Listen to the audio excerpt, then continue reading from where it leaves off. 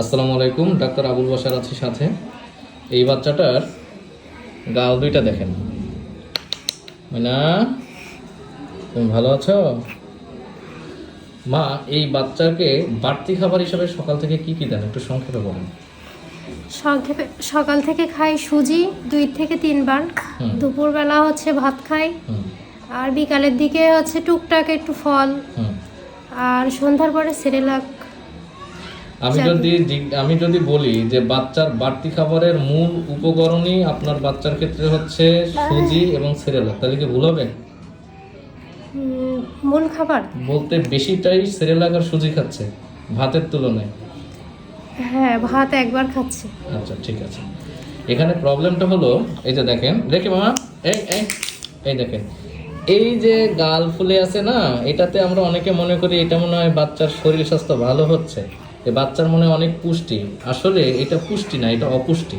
কারণ সুজি, সাবু, সেরেলাক এইগুলাতে শুধুমাত্র কার্বোহাইড্রেট পাওয়া যায়। কার্বোহাইড্রেট বাচ্চার সকল ধরনের পুষ্টি উপকরণ যা যা শরীরের জন্য দরকার সেগুলোর ঘাটতি পূরণ করে না। বাচ্চার এই নাও বাচ্চার কার্বোহাইড্রেটের পাশাপাশি প্রোটিন, ফ্যাট, ভিটামিন এগুলোও প্রয়োজন, যেগুলো পাওয়া যায় অন্যান্য ঘরে তৈরি সুষম খাবার, যেমন ডাল, ভাত, মাছ, গোশ, খিচুড়ি, কিছুটা ফল। হ্যাঁ, সুতরাং বাচ্চাদেরকে আপনারা যারা সুজি, সাবু, সেরেলাক এগুলোর উপরেই বেশি ডিপেন্ডেন্ট করে রাখতেছেন, বাচ্চার ওজন হয়তো বাড়বে কিন্তু বাচ্চা কিন্তু সঠিক পুষ্টি পাবে না। এটাও কিন্তু এক ধরনের অপুষ্টি।